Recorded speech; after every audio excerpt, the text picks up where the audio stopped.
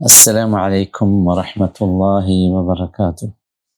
بسم الله الحمد لله والصلاة والسلام على رسول الله وعلى آله وأصحابه أجمعين أما بعد. സഹോദരങ്ങളെ, സൂറത്തു ഇസ്രാ 17-ാമത്തെ അധ്യായം, അതിൻ്റെ ചില ഭാഗങ്ങളെക്കുറിച്ചാണ് നാം പരാമർശിച്ച് വന്നത്. ഇനി നമുക്ക് മനസ്സിലാക്കാനുള്ളത് സൂറത്തിനെ കുറിച്ച് അതിൻ്റെ ശ്രേഷ്ഠതകളാണ്.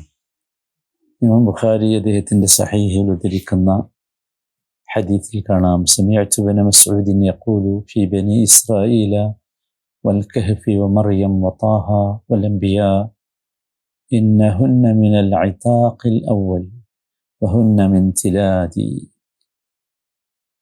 ഇബ്നു മസ്ഊദ് റളിയല്ലാഹു അൻഹു പറയുന്നതായി ഞാൻ കേട്ടു എന്ന് പറഞ്ഞുകൊണ്ട് അബ്ദുറഹ്മാൻ ഇബ്നു യസീദ് റഹിമഹുല്ലാ പറയുന്നു, ബനു ഇസ്രായേൽ, കഹ്ഫ്, മറിയം, താഹ, അംബിയ, ഇത് മിനൽ ഇതാഖ് അഥവാ ആദ്യകാലത്ത് അവതരിപ്പിക്കപ്പെട്ട ഖുർആനിലെ പഴയ സൂറത്തുകളിൽപ്പെട്ടവയാണ്.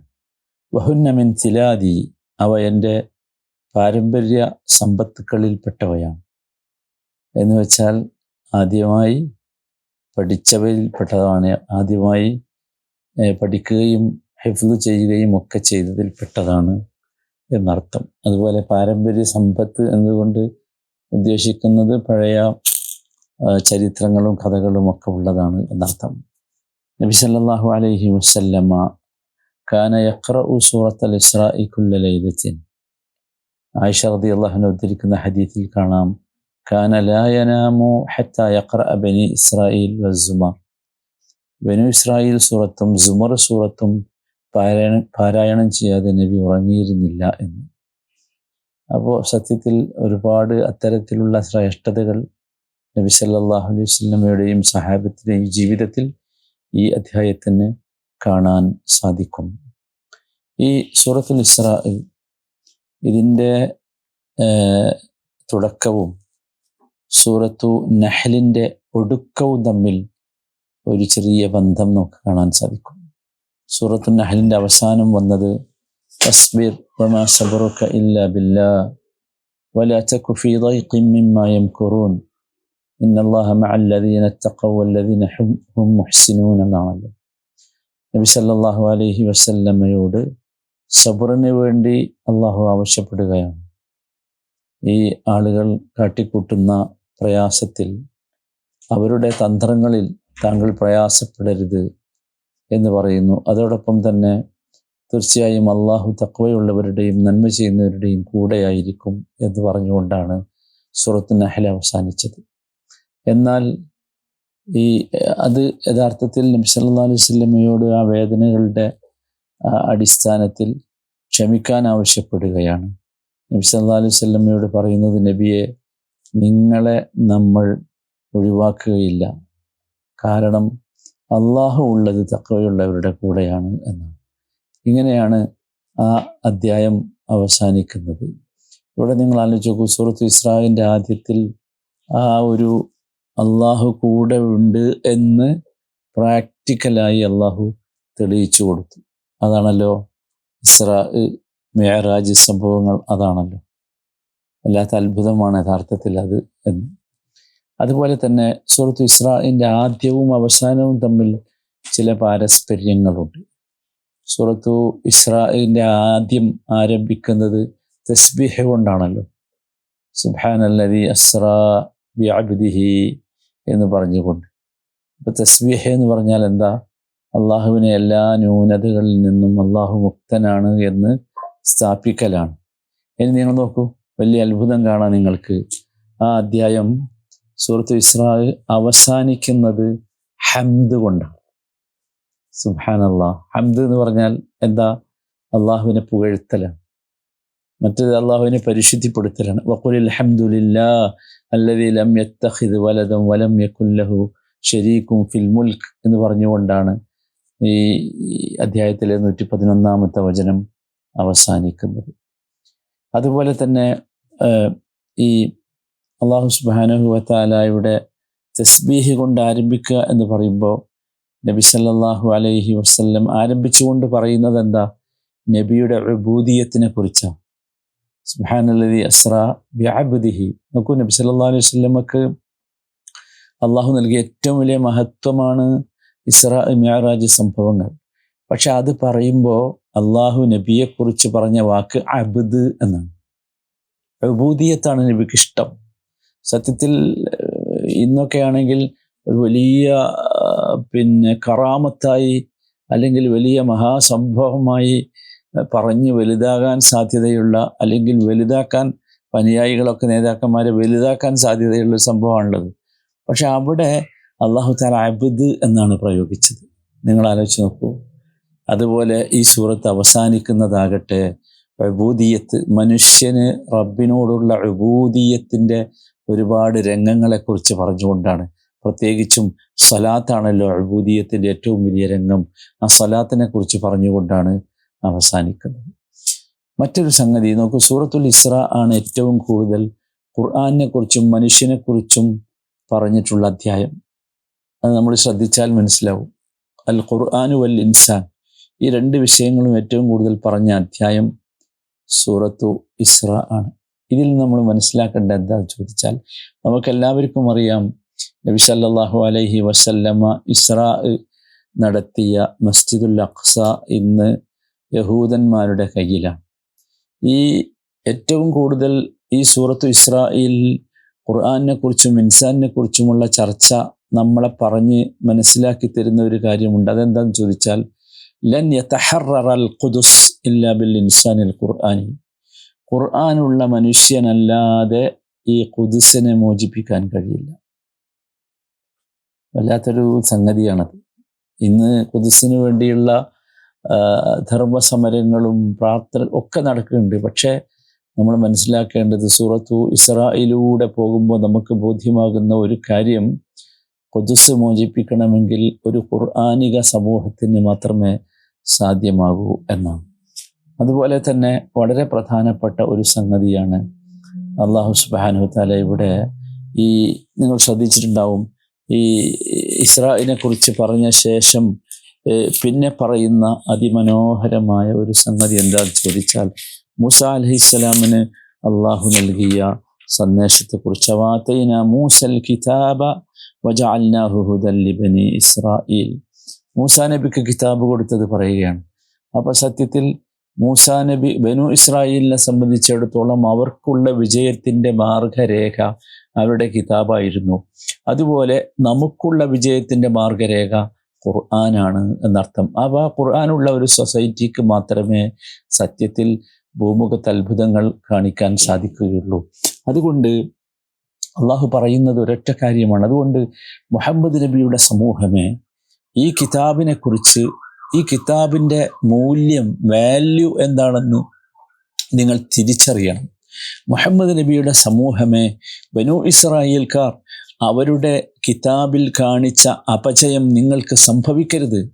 അങ്ങനെ സംഭവിച്ചാൽ ബനു ഇസ്രായേലിന് ലഭിച്ചതുപോലെയുള്ള ശിക്ഷകളും പ്രയാസങ്ങളും നിങ്ങൾക്കുണ്ടാകും. മുഹമ്മദ് നബിയുടെ സമൂഹമേ, നിങ്ങളുടെ ഇമാമായി, രക്ഷാമാർഗമായി നിങ്ങൾ തിരഞ്ഞെടുക്കേണ്ടത് ഈ ഖുർആനിനെയായിരിക്കണം. മുഹമ്മദ് നബിയുടെ സമൂഹമേ, ഈ ഖുർആൻ നിങ്ങൾക്ക് കാണിച്ചു തരുന്നത് സിറാത്തുൽ മുസ്തഖീമാണ്. ആ സിറാത്തുൽ മുസ്തഖീമിലൂടെ, ആ നേരായ പാതയിലൂടെ സഞ്ചരിച്ചെങ്കിൽ മാത്രമേ നിങ്ങൾ വഴിവെച്ച് പോകാതിരിക്കുകയുള്ളൂ. അതല്ലാത്ത മാർഗം നിങ്ങൾ തിരഞ്ഞെടുത്താൽ അള്ളാഹു നിങ്ങളെ വഴി പിഴപ്പിച്ചു കളയും. മുഹമ്മദ് നബിയുടെ സമൂഹമേ, ഈ കിതാബ് എന്ന് പറയുന്നത് അള്ളാഹുവിൻ്റെ ഹബലുല്ലാഹിൽ മതീനാണ്. അള്ളാഹുവിൻ്റെ അതിശക്തമായ ഭദ്രമായ കയറാണ്. അതിനെ നിങ്ങൾ പിടിച്ചാൽ നിങ്ങൾ ഒരിക്കലും പരാജയപ്പെടുകയില്ല. ആ കയറ് പൊട്ടിപ്പോവുകയില്ല. അതല്ലാത്തതിനെ നിങ്ങൾ പിൻപറ്റിയാൽ, അല്ലാത്ത കയറുകളെ നിങ്ങൾ പിടിച്ചാൽ, നിങ്ങളുടെ ഇച്ഛകൾക്കനുസരിച്ചോ മനുഷ്യർ പറയുന്നതിനനുസരിച്ചോ മറ്റേതെങ്കിലും കാര്യങ്ങളെ നിങ്ങൾ ഫോളോ ചെയ്താൽ തീർച്ചയായും നിങ്ങൾ അപകടത്തിൽ പെട്ടുപോകും. ഇതൊക്കെയാണ് യഥാർത്ഥത്തിൽ അല്ലാഹു സുബ്ഹാനഹു വ തആല ഈ അധ്യായത്തിലൂടെ നമ്മെ പഠിപ്പിക്കുന്നത് എന്ന് നാം ഓർക്കണം. സഹോദരങ്ങളെ, ഇനി നമ്മളിതിൻ്റെ ഉള്ളിലേക്ക് പ്രവേശിച്ചാൽ പ്രധാനമായി 12 ചർച്ചകൾ ഈ അധ്യായത്തിൽ നടക്കുന്നത് നമുക്ക് കാണാൻ സാധിക്കും. 12 ചർച്ചകൾ. നമുക്ക് ഓരോന്നായി വിശകലനം ചെയ്തു പോകാൻ സമയമല്ല, നമുക്ക് പെട്ടെന്ന് മനസ്സിലാക്കി പോകാം. അതിലൊന്നാമത്തെ ചർച്ച തസ്ബീഹും തൻസീഹും അള്ളാഹുവിന് മാത്രമാണ് എന്നതാണ്. അള്ളാഹു സുബ്ഹാനഹു വ തആല നമുക്കറിയാം അത്യത്ഭുതകരമായ ഇസ്രാ മിഅ്റാജ് യാത്രയിലൂടെ നബി സല്ലല്ലാഹു അലൈഹി വസല്ലമയെ ഇക്റാം ചെയ്തു, നബിയെ ബഹുമാനിച്ചു, നബിയെ ആദരിച്ചു. അത് യഥാർത്ഥത്തിൽ അള്ളാഹു സുബ്ഹാനഹു വ തആലയെ തസ്ബീഹ് ചെയ്യാനുള്ള ഏറ്റവും പ്രധാനപ്പെട്ട കാരണമാണ്. അള്ളാഹു സുബ്ഹാനഹു വ തആല നോക്കൂ, മനുഷ്യൻ മനസ്സിലാക്കേണ്ട വളരെ പ്രധാനപ്പെട്ട ഒരു കാര്യമാണ് യഥാർത്ഥത്തിൽ അതിൽ അടങ്ങിയിട്ടുള്ളത്.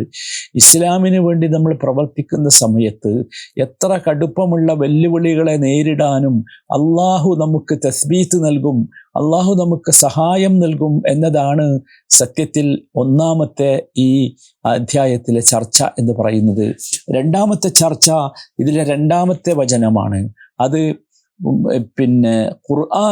ഖുർആൻ പോലെ തന്നെയുള്ള വേദങ്ങൾ മുമ്പ് കഴിഞ്ഞ സമൂഹത്തിനൊക്കെ നൽകിയിട്ടുണ്ട്. വആതൈനാ മൂസൽ കിതാബ വജഅൽനാഹു ഹുദൻ ലിബനി ഇസ്രായീൽ അല്ലാ തത്തഖിദു മിൻ ദൂനി വക്കീല. എനിക്ക് പുറമെ യാതൊരു കൈകാര്യകർത്താവിനെയും നിങ്ങൾ സ്വീകരിക്കരുത് എന്ന് പറഞ്ഞുകൊണ്ട് മൂസാക്ക് നാം വേദഗ്രന്ഥം നൽകിയിട്ടുണ്ട്. അതിനെ നാം ഇസ്രായേൽ സന്തതികൾക്ക് മാർഗദർശനമാക്കിയിട്ടുണ്ട് എന്ന് പറഞ്ഞുകൊണ്ട് വളരെ കൃത്യമായി ഒരു ബോധം നൽകുകയാണ്. അഥവാ മൂസാ അലൈഹി ഇസ്ലാമിൻ്റെ സമൂഹത്തിന് ബനൂ ഇസ്രായേലിന് ഹിദായത്തിൻ്റെ മാർഗമായി, ഹിദായത്തിൻ്റെ സോഴ്സായി അള്ളാഹു നൽകിയിട്ടുള്ളത് കിതാബാണ്. അതുപോലെ തന്നെ നിങ്ങൾക്കും ഇതാ അള്ളാഹു കിതാബ് നൽകിയിരിക്കുന്നു. ആ കിതാബിന് നിങ്ങൾ പ്രാധാന്യം കൽപ്പിക്കണം എന്നതാണ് ഏറ്റവും പ്രധാനപ്പെട്ട കാര്യം. സത്യത്തിൽ ഈ ഇസ്രാ മിഅ്റാജ് സംഭവം ബനൂ ഇസ്രായേലുകളെ സംബന്ധിച്ചിടത്തോളം ഏറ്റവും ഇഷ്ടപ്പെട്ട ഒരു സംഭവമായിരുന്നു. നമ്മൾ മനസ്സിലാക്കണം. കാരണം മസ്ജിദുൽ അഖ്സ അവരുടെ ആരാധനാ കേന്ദ്രമായിരുന്നു. അതുകൊണ്ട് തന്നെ തിരുമേനി സല്ലല്ലാഹു അലൈഹി വസല്ലം മസ്ജിദുൽ അഖ്സയിലേക്ക് പോയി എന്നത് ഒരു മഹാസംഭവമായി അവർക്ക് പോലും അനുഭവപ്പെട്ടിരുന്നു എന്നർത്ഥം. മൂന്നാമത്തെ ഇതിലെ ചർച്ചാ വിഷയം അത് നമുക്ക് 4 മുതൽ 7 വരെയുള്ള വചനങ്ങളിൽ കാണാൻ സാധിക്കും. അത് ബനൂ ഇസ്രായേൽക്കാര് അവർക്ക് നൽകിയ കിതാബിൽ നടത്തിയ വീഴ്ചയാണ്. അവരതിനെ അവഗണിച്ചതാണ്. അതുപോലെ എന്തുകൊണ്ട് അല്ലാഹു സുബ്ഹാനഹു വ തആല അവരെ ശിക്ഷിച്ചു എന്നത് വളരെ കൃത്യമായി ഈ വചനത്തിൽ ഈ 4 മുതൽ 7 വരെയുള്ള വചനങ്ങളിൽ പറയുന്നുണ്ട്. അത് തുടങ്ങുന്നത് വഖദൈന ഇലാ ബനി ഇസ്രായീല ഫിൽ കിതാബ് ലതുഫ്സിദുന്ന ഫിൽ അർദി മറത്തൈനി വലതഅലുന്ന ഉലുവൻ കബീറ. ഇസ്രായേൽ സന്തതികൾക്ക് ഇപ്രകാരം നാം വേദഗ്രന്ഥത്തിൽ വിധി നൽകിയിരിക്കുന്നു, നിശ്ചയമായും നിങ്ങൾ ഭൂമിയിൽ 2 പ്രാവശ്യം കുഴപ്പമുണ്ടാക്കുകയും വലിയ ഔന്നിത്യം നടിക്കുകയും ചെയ്യും എന്ന് പറഞ്ഞുകൊണ്ട് ആ വിഷയം അവസാനിപ്പിക്കുന്നത് ഇൻ അഹ്സൻതും ലിഅൻഫുസികും വഇൻ അസഅതും ഫലഹാ ഫഇദാ ജാഅ വഅദുൽ ആഖിറതി ലിയസുഉ വജൂഹകും വലിയദ്ഖുലുൽ മസ്ജിദ കമാ ദഖലുഹു അവ്വല മറ വലിയുതബ്ബിറു മാ അലൗ തത്ബീറ എന്ന് പറഞ്ഞുകൊണ്ടാണ്. അഥവാ നിങ്ങൾ നന്മ പ്രവർത്തിക്കുന്ന പക്ഷം നിങ്ങളുടെ ഗുണത്തിനായി തന്നെയാണ് നിങ്ങൾ നന്മ പ്രവർത്തിക്കുന്നത്. നിങ്ങൾ തിന്മ പ്രവർത്തിക്കുന്ന പക്ഷം അതിൻ്റെ ദോഷവും നിങ്ങൾക്ക് തന്നെ. ആ 2 സന്ദർഭങ്ങളിലും അവസാനത്തേതിന് നിശ്ചയിച്ച ശിക്ഷയുടെ സമയം വന്നാൽ നിങ്ങളുടെ മുഖങ്ങളെ അപമാനത്തിലാഴ്ത്തുവാനും ആദ്യ തവണ ആരാധനാലയത്തിൽ പ്രവേശിച്ചതുപോലെ വീണ്ടും പ്രവേശിക്കുവാനും കീഴടക്കിയതെല്ലാം തകർത്ത് കളയാനും നാം ശത്രുക്കളെ നിയോഗിക്കുന്നതാണ് എന്ന് അല്ലാഹു സുബ്ഹാനഹു തആല വിശദീകരിക്കുകയാണ്. ഇത് സത്യത്തിൽ ഇവിടെ ഇസ്രായേലിയർ അക്രമത്തിൻ്റെയും അഹങ്കാരത്തിൻ്റെയും പാരമ്യതയിലെത്തുകയും തുടർന്ന് ശത്രുക്കളുടെ കയ്യാൽ അല്ലാഹു അവർക്ക് നാശമേൽപ്പിക്കുകയും ചെയ്യുന്ന രണ്ടാമത്തെ സന്ദർഭം. അതല്ല, ഇനിയും ഒരുപാട് സന്ദർഭങ്ങൾ വരാനുണ്ട് എന്ന് സൂചിപ്പിക്കുകയാണ് ചെയ്യുന്നത്. നമുക്ക് ഇവിടെ നമ്മൾ മനസ്സിലാക്കേണ്ട പ്രധാനപ്പെട്ട കാര്യം, അല്ലാഹു സുബ്ഹാനഹു വ തആല എപ്പോഴൊക്കെ ബനൂ ഇസ്രായേൽ ആ സത്യമാർഗത്തിൽ നിന്ന് വ്യതിചലിച്ചു പോകുന്നുവോ അപ്പോഴെല്ലാം അവർക്ക് കടുപ്പമുള്ള ശിക്ഷകൾ നൽകിയിരുന്നു എന്നാണ് നാം മനസ്സിലാക്കേണ്ടത്. നോക്കൂ, ഇതാണ് 3-ാമത്തെ ചർച്ചാ വിഷയമെങ്കിൽ 4-ാമത്തെ ചർച്ചാ വിഷയം മുഹമ്മദ് നബി സല്ലല്ലാഹു അലൈഹി വസല്ലം ഇവിടെ ഉമ്മത്തിലേക്ക് ഖുർആൻ എത്തുന്നതാണ്. ഖുർആനിനെ കുറിച്ച് നിങ്ങൾക്കുള്ള ഉത്തരവാദിത്തം എന്താണ്? ഖുർആനിൻ്റെ ശ്രേഷ്ഠത എന്താണ്? ഖുർആനിനിവിടെ നിർവഹിക്കാനുള്ള ധർമ്മം എന്താണ്? അതാണ് 9-ാമത്തെ വചനം. അതാണ് 4-ാമത്തെ ചർച്ചാ വിഷയം. ഇന്ന ഹാദൽ ഖുർആൻ യഹ്ദി ലില്ലതി ഹിയ അഖ്വം വയുബശ്ശിറുൽ മുഅ്മിനീൻ.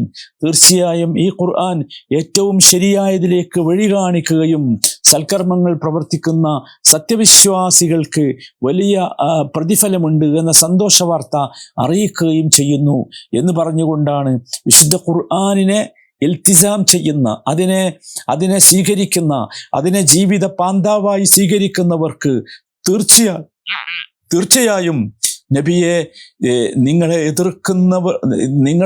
എതിർക്കുന്നവരുടെ മേൽ വിജയം നേടാൻ അത് മാത്രം മതിയാകും.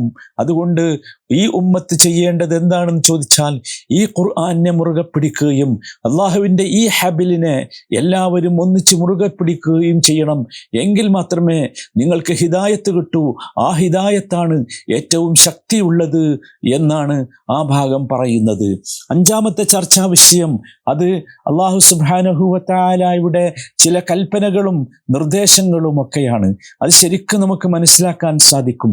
അള്ളാഹു സുബ്ഹാനഹു വ തആല ഉമ്മത്തിന് വളരെ കൃത്യമായ ഒരു പെരുമാറ്റച്ചട്ടം പറഞ്ഞു കൊടുക്കുകയാണ്. 23-ാമത്തെ വചനം മുതൽ 38-ാമത്തെ വചനം വരെ അള്ളാഹു സുബ്ഹാനഹു വ തആല അത്തരത്തിലുള്ള മനോഹരമായ ഒരു പെരുമാറ്റച്ചട്ടമാണ് അള്ളാഹു നൽകുന്നത്. അത് തുടങ്ങുന്നത് തന്നെ ഇങ്ങനെയാണ്: ലാ തജ്അൽ മഅല്ലാഹി വഖദാ റബ്ബുക അല്ലാ തഅബുദു ഇല്ലാ ഇയ്യാഹു വബിൽ വാലിദൈനി ഇഹ്സാനാ എന്ന് പറഞ്ഞുകൊണ്ട് തുടങ്ങുന്നത് തൗഹീദ് കൊണ്ടാണ്.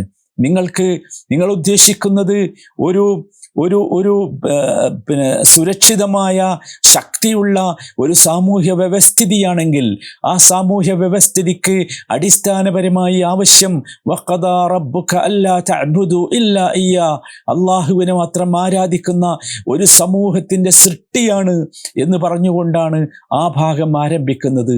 എന്നിട്ട് തുടർന്നുള്ള 38-ാമത്തെ വചനം വരെ അള്ളാഹു മുസ്ലിം ഉമ്മത്തിന് വളരെ കൃത്യമായ ഒരു പെരുമാറ്റച്ചട്ടം പറഞ്ഞു കൊടുക്കുന്നു.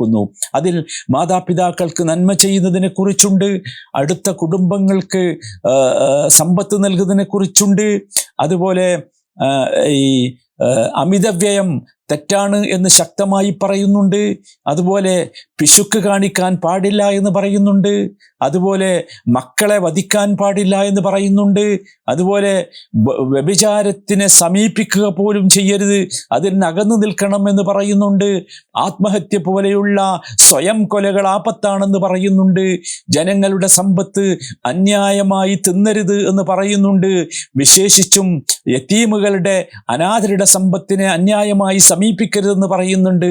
അതോടൊപ്പം കുറേ ചെയ്യരുത് എന്ന് പറഞ്ഞിട്ട് ചില കൽപ്പനകളുണ്ട്. നിങ്ങൾ കരാറുകൾ പൂർത്തിയാക്കണം, നിങ്ങൾ അളത്തത്തിലും തൂക്കത്തിലും നീതി കാണിക്കണം, നിങ്ങൾ വിനയം കാണിക്കണം, നിങ്ങൾ അഹങ്കാരികളാകരുത്. ഇത്തരത്തിലുള്ള ശക്തമായ കൽപ്പനകൾ ഒരു സമൂഹത്തിന് ആവശ്യമായ മുഴുവൻ പെരുമാറ്റച്ചട്ടവും ആ സമൂഹത്തെ എങ്ങനെയാണ് ഒരു ഉത്തമ സമൂഹമാക്കി മാറ്റുക, അതിനാവശ്യമുള്ള എല്ലാ സ്വഭാവ സംസ്കരണ സംഗതികളും, അതോടൊപ്പം സാമ്പത്തിക രംഗത്തെ നന്മകൾ എന്താകുന്നു, ഒരു മുസ്ലിം തൻ്റെ വ്യക്തി ജീവിതത്തിൽ പാലിക്കേണ്ട സാമ്പത്തിക രംഗത്തെ നന്മ എന്താണ് എന്ന് വളരെ കൃത്യമായി പഠിപ്പിച്ചു. അവിടെയാണ് ധൂർത്തിനെ കുറിച്ച് പറഞ്ഞത്, അവിടെയാണ് നന്മ ചെയ്യാൻ വേണ്ടി കൽപ്പിച്ചത്, അവിടെയാണ് അടുത്ത ബന്ധുക്കളെ സഹായിക്കണം എന്ന് പറഞ്ഞത്. നിങ്ങൾ ആലോചിച്ച് നോക്കൂ, ഇതൊക്കെ പറഞ്ഞിട്ട് അള്ളാഹു ഒരു ചോദ്യം ചോദിക്കുന്നുണ്ട്. ആ ചോദ്യം വരികൾക്കിടയിലൂടെ നാം വായിച്ചെടുക്കണം. ഇതുപോലെയുള്ള ഒരു കിതാബിനെ, ഇതുപോലെയുള്ള അള്ളാഹുവിൻ്റെ ഈ കലാമിനെ എങ്ങനെയാണ് നിങ്ങൾക്ക് തള്ളാനാവുക? എങ്ങനെയാണ് വിശ്വാസികൾ ഈ കിതാബിനെ പാഴാക്കുക, ഇതിനെ ഒഴിവാക്കുക? ഇത്രമാത്രം നന്മകൾ കൽപ്പിക്കുന്ന, തിന്മകളോട് രാജിയാകുന്ന, ഇത്രമാത്രം ജീവിതത്തിലെ ഏറ്റവും ശ്രേഷ്ഠമായ കാര്യങ്ങൾ പറഞ്ഞു തരുന്ന ഇതിനെ എങ്ങനെ ഒഴിവാക്കും എന്നാണ് ചോദിക്കുന്നത്. ഒരു വല്ലാത്ത ചോദ്യമാണ്.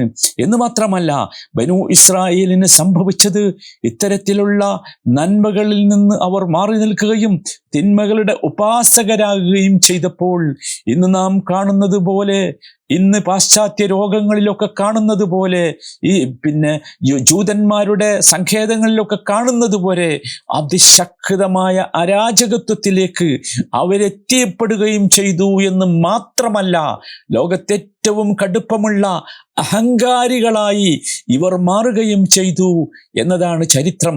അതിൻ്റെ കാരണം ഇത്തരത്തിലുള്ള തത്വങ്ങളിൽ നിന്ന് അവർ മാറി നിന്നു എന്നതാണ്. ഇതിലെ 6ാമത്തെ ചർച്ചാ വിഷയം എന്ന് പറയുന്നത് ഈ ഗ്രന്ഥത്തിൻ്റെ മൂല്യങ്ങളെക്കുറിച്ചുള്ള വിലയിരുത്തലാണ്. അതാണ് 39 മുതൽ 41 വരെയുള്ള വചനങ്ങൾ. മനോഹരമാണ് ആ വചനങ്ങൾ. 39ാമത്തെ വചനം ദാലിക മിമ്മാ ഔഹാ ഇലൈക റബ്ബുക മിനൽ ഹിക്മ എന്ന് പറഞ്ഞുകൊണ്ടാണ് ആരംഭിക്കുന്നത്. ദാലിക മിമ്മാ ഔഹാ ഇലൈക റബ്ബുക മിനൽ ഹിക്മ വലാ തജ്അൽ മഅല്ലാഹി ഇലാഹൻ ആഖർ ഫതുൽഖാ ഫീ ജഹന്നമ മലൂമൻ മദ്ഹൂറാ. നിന്റെ രക്ഷിതാവ് നിനക്ക് ബോധനം നൽകിയ ജ്ഞാനത്തിൽപ്പെട്ടതത്രേ അത്. അള്ളാഹുവിനോടൊപ്പം മറ്റൊരു ഇലാഹിനെയും നീ സ്ഥാപിക്കരുത്, എങ്കിൽ ആക്ഷേപിക്കപ്പെട്ടവനും പുറന്തള്ളപ്പെട്ടവനുമായി നീ നരകത്തിൽ എറിയപ്പെടുന്നതാണ് എന്ന് പറഞ്ഞുകൊണ്ടാണ് ആ ഭാഗം ആരംഭിക്കുന്നത്. അഥവാ മുഹമ്മദ് മുസ്തഫ സല്ലല്ലാഹു അലൈഹി വസല്ലമയോട് പറയുകയാണ്, മുഹമ്മദ് നബി, അങ്ങേക്ക് എന്താണോ വഹി നൽകപ്പെട്ടത് അതനുസരിച്ച് അങ്ങ് പ്രവർത്തിക്കുക, അതിലേക്ക് ജനങ്ങളെ ക്ഷണിക്കുക. അതാണ് മനുഷ്യന് ഏറ്റവും കരണീയമായിട്ടുള്ള മാർഗം. മനുഷ്യന് അഭിമാനത്തോടുകൂടി ജീവിക്കുവാൻ, ദുനിയാവിലും ആഖിറത്തിലും അവൻ്റെ ജീവിതം മനോഹരമാകാൻ അതാണ് നല്ലത്. അതല്ലെങ്കിൽ നിങ്ങൾക്ക് ദുനിയാവും നഷ്ടപ്പെടും, പരലോകവും നഷ്ടപ്പെടും എന്ന് പറഞ്ഞുകൊണ്ടാണ് അള്ളാഹു ആ ഭാഗം അവസാനിപ്പിക്കുമ്പോൾ ഇങ്ങനെയാണ് പറയുന്നത്, വലഖദ് സറഫ്നാ ഫീ ഹാദൽ ഖുർആൻ ലിയദ്ദക്കറു വമാ യസീദുഹും ഇല്ലാ നുഫൂറാ. ഇവർ ആലോചിച്ച് മനസ്സിലാക്കാൻ വേണ്ടി ഈ ഖുർആനിൽ നാം പല കാര്യങ്ങളും വിവിധ രൂപത്തിൽ വിവരിച്ചിട്ടുണ്ട്, എന്നാൽ അവർക്കത് അകൽച്ച വർദ്ധിപ്പിക്കുക മാത്രമാണ് ചെയ്യുന്നത് എന്നാണ്. നിങ്ങൾ ആലോചിച്ച് നോക്കൂ, ഇന്ന് ഖുർആനിക സമൂഹത്തിൻ്റെയും അവസ്ഥ ഇത് തന്നെ ആയില്ലേ എന്ന് നാം ആലോചിക്കണം. നിങ്ങൾ ആലോചിച്ച് നോക്കൂ, വിശുദ്ധ ഖുർആൻ എന്തുമാത്രം മനോഹരമായ ഉപദേശങ്ങളാണ് നൽകുന്നത്, എത്ര വലിയ പാഠങ്ങളാണ് നൽകുന്നത്, എത്ര നല്ല കൽപ്പനകളാണ് നൽകുന്നത്, ചീത്ത കാര്യങ്ങളിൽ നിന്ന് എത്ര മനോഹരമായാണ് തടയുന്നത്, എത്രയെത്ര കഥകളും ചരിത്രങ്ങളുമാണ് പാഠം ഉൾക്കൊള്ളാൻ വേണ്ടി പറഞ്ഞു തരുന്നത്. ഇതൊക്കെ പറഞ്ഞു തന്നിട്ടും എന്തുകൊണ്ട് പ്രിയപ്പെട്ട മനുഷ്യരെ, ഖുർആനിൻ്റെ അഹലുകാരെ, നിങ്ങൾ എന്തുകൊണ്ട് നിഷേധികളാകുന്നു, എന്തുകൊണ്ട് നിങ്ങൾ ഈ ഖുർആനിനെ അവഗണിക്കുന്നു എന്ന് ചോദിച്ചിട്ട് അവസാനം അല്ലാഹു സുബ്ഹാനഹു വ തആല പറഞ്ഞു വെക്കുന്നത്, സഹോദരങ്ങളെ, ഇത്തരത്തിലുള്ള ആളുകൾ കന്നുകാലികളെക്കാൾ മോശമാണ് എന്ന് തന്നെയാണ്. 8ാമത്തെ ഈ അധ്യായത്തിലെ ചർച്ചാ വിഷയം 45 മുതൽ 47 വരെയുള്ള വചനങ്ങളിലുണ്ട്. അത് മുഹമ്മദ് മുസ്തഫ തങ്ങൾ ഖുർആനിനെ സംബന്ധിച്ചിടത്തോളം ഖുർആനിനോട് മുഹമ്മദ് നബിയുടെ സമൂഹം സ്വീകരിക്കേണ്ട രീതി എന്ത്, അത് വളരെ കൃത്യമായി പറയുകയാണ്. ഈ 45 മുതൽ 47 വരെയുള്ള വചനങ്ങൾ അത് മനോഹരമായ ഒരു വാക്കാണ്. വഇദാ ഖറഅതൽ ഖുർആൻ ജഅൽനാ ബൈനക വബൈനൽ ലദീന ലാ യുഅ്മിനൂന ബിൽ ആഖിറതി ഹിജാബൻ മസ്തൂറാ. നബി തിരുമേനിയുടെ അനുഭവം അല്ലാഹു സുബ്ഹാനഹു വ തആല ഇവിടെ വർണ്ണിക്കുകയാണ്. നബിയെ, നിങ്ങൾ ഖുർആൻ പാരായണം ചെയ്താൽ നിന്റെയും പരലോകത്തിൽ വിശ്വസിക്കാത്തവരുടെയും ഇടയിൽ ദൃശ്യമല്ലാത്ത ഒരു മറ നാം ഉണ്ടാക്കുന്നതാണ്. അഥവാ ഖുർആനിൽ വിശ്വസിക്കണമെങ്കിൽ, ഖുർആൻ നമുക്ക് ഉൾക്കൊള്ളാൻ കഴിയണമെങ്കിൽ പരലോകത്തിൽ വിശ്വസിക്കണമെന്നർത്ഥം. എന്നിട്ട് പറഞ്ഞത് വജഅൽനാ അലാ ഖുലൂബിഹിം അകിന്നതൻ അൻ യഫ്ഖഹൂഹു വഫീ ആദാനിഹിം വഖറാ. അവർക്ക് ഖുർആൻ ഗ്രഹിക്കുന്നതിന് തടസ്സമാകുന്ന രൂപത്തിൽ അവരുടെ ഹൃദയത്തിന്മേൽ നാം മൂടികൾ വെച്ചിട്ടുണ്ട്. അവരുടെ കാതുകളിൽ നാം ഒരു തരം പ്രത്യേകമായ ഭാരം വെക്കുന്നതാണ് എന്ന് പറയുന്നു. നിങ്ങൾ ആലോചിച്ച് നോക്കൂ, ഈ കൂട്ടത്തിലാണോ നാം എന്ന് ചിന്തിക്കണം. ഇതൊക്കെ പറയുമ്പോഴും നമ്മുടെ ഹൃദയത്തിലേക്ക് ഈ ഖുർആൻ പ്രവേശിക്കാത്ത രീതിയിലുള്ള എന്തോ ഒരു മറ നമ്മുടെ ഹൃദയത്തിന് വന്നുപെട്ടിട്ടുണ്ടോ എന്നതിനെക്കുറിച്ച് നാം ആലോചിക്കണം. ഇതൊക്കെ പറയുമ്പോഴും ഇത് മാത്രം കേൾക്കാൻ സാധ്യമല്ലാത്ത വിധം നമ്മുടെ കാതുകൾക്കുള്ളിൽ വല്ല കട്ടികളെ കൊണ്ടും അടക്കപ്പെട്ടിട്ടുണ്ടോ എന്ന് നാം ചിന്തിക്കണം. ഇതാണ് അല്ലാഹു സുബ്ഹാനഹു വ തആല ഈ പറയുന്നതിൻ്റെ വിശദീകരണം എന്നർത്ഥം. അവസാനം പറയുന്ന ഒരു വാക്കുണ്ട്, വഖാലു, അവർ പറയുന്നുണ്ട്. 49-ാമത്തെ വചനത്തിൽ അല്ലാഹ് പറയുന്നു, അഇദാ കുന്നാ ഇളാമൻ വറുഫാതൻ ഇന്നാ ലമബ്ഊസൂന ഖൽഖൻ ജദീദാ. അവർ പറഞ്ഞു, നാം എല്ലുകളും ജീർണാവശിഷ്ടങ്ങളുമായി കഴിഞ്ഞാൽ നിശ്ചയമായും നാം പുതിയൊരു സൃഷ്ടിയായി ഉയർത്തെഴുന്നേൽപ്പിക്കപ്പെടുമെന്നാണോ ഇവർ പറയുന്നത് എന്ന് പറഞ്ഞുകൊണ്ടാണ് അല്ലാഹു സുബ്ഹാനഹു വ തആല ആ ഭാഗം അവസാനിപ്പിക്കുന്നത്. മനോഹരമാണ് യഥാർത്ഥത്തിൽ ഇത്. 9-ാമത്തെ ചർച്ചാ വിഷയം എന്ന് പറയുന്നത് നമ്മൾ പല സൂറകളിലും ചർച്ച ചെയ്യപ്പെട്ടിട്ടുള്ള ആദം അലൈഹിസ്സലാമിൻ്റെ ഇബ്ലീസുമായുള്ള ചരിത്രമാണ്. അത് ഈ അധ്യായത്തിൻ്റെ 61-ാമത്തെ വചനം മുതൽ 65-ാമത്തെ വചനം വരെയുള്ള ചർച്ച അതാണ്. ആ ചർച്ച യഥാർത്ഥത്തിൽ പല സ്ഥലങ്ങളിലും വന്നതുകൊണ്ട് നാം അത് മറ്റു സൂറകളിലൊക്കെ വിശദീകരിച്ചത് കൊണ്ടും പറഞ്ഞു പോവുക മാത്രം ചെയ്യുകയാണ്. അല്ലാഹു സുബ്ഹാനഹു വ തആല അത് പല സ്ഥലങ്ങളിലും വിവരിച്ചിട്ടുണ്ട്. വിവരിച്ചത് എന്തിനാണെന്ന് ചോദിച്ചാൽ അതിൽ നിന്ന് പാഠം ഉൾക്കൊള്ളാൻ വേണ്ടിയാണ്. 61-ാമത്തെ വചനം, വഇദ് ഖുൽനാ ലിൽ മലായികതി ഇസ്ജുദു ലിആദമ ഫസജദു ഇല്ലാ ഇബ്ലീസ് എന്ന് പറഞ്ഞുകൊണ്ട് ഇബ്ലീസിന് പറ്റിയ അബദ്ധം എന്താകുന്നു എന്ന് അള്ളാഹു വിവരിക്കുകയാണ്. സത്യത്തിൽ സഹോദരങ്ങളെ, ആ അബദ്ധം എന്താകുന്നു എന്ന് വിവരിക്കുന്നത് എന്തിനാണെന്ന് ചോദിച്ചാൽ ഇബ്ലീസിന് പറ്റിയ അബദ്ധം, ഇബ്ലീസിന് പറ്റിയ അഹങ്കാരം വിശ്വാസികളെ നിങ്ങൾക്ക് പറ്റരുത് എന്ന് പറയാൻ വേണ്ടി തന്നെയാണ്. എന്ന് മാത്രമല്ല, ഇബ്ലീസിന്റെ കെണിയിൽപ്പെട്ട് നിങ്ങൾ കുടുങ്ങിപ്പോകരുതേ എന്നാണ്. കാരണം അത്ര ശക്തമായാണ് ഇബ്ലീസ് പറയുന്നത്, ലഅഹ്തനികന്ന ദുർരിയതഹു ഇല്ലാ ഖലീലാ. 62-ാമത്തെ വചനം അതാണ് പഠിപ്പിക്കുന്നത്. അവൻ്റെ വാക്ക് വല്ലാത്ത കടുപ്പമുള്ള വാക്കാണ്. അവൻ പറഞ്ഞത് വളരെ ശക്തമായൊരു വാക്കാണ്. നീ എനിക്ക് അവധി നീട്ടിത്തരുന്ന പക്ഷം ഇവൻ്റെ സന്തതികളിൽ ചുരുക്കം പേരൊഴികെ എല്ലാവരെയും ഞാൻ കീഴ്പ്പെടുത്തുക തന്നെ ചെയ്യുമെന്നാണ്. അപ്പോൾ അള്ളാഹു പറയുന്ന ഒരു മറുപടിയുണ്ട്, ഇദ്ഹബ് ഫമൻ തബിഅക മിൻഹും ഫഇന്ന ജഹന്നമ ജസാഉകും ജസാഅൻ മഗ്ഫൂറാ.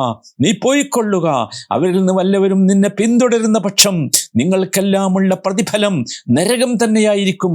അതാണ് നിങ്ങൾക്ക് തികഞ്ഞ പ്രതിഫലം എന്ന് പറഞ്ഞുകൊണ്ടാണ് അള്ളാഹു ആ ഭാഗം അവസാനിപ്പിക്കുന്നത്. നമ്മളൊക്കെ ഓർക്കേണ്ടതും മനസ്സിലാക്കേണ്ടതുമായ വളരെ പ്രധാനപ്പെട്ട ഒരു സംഗതിയാണ്. എന്നിട്ട് അള്ളാഹു ഒരു തത്വം അവിടെ പറയുന്നുണ്ട്.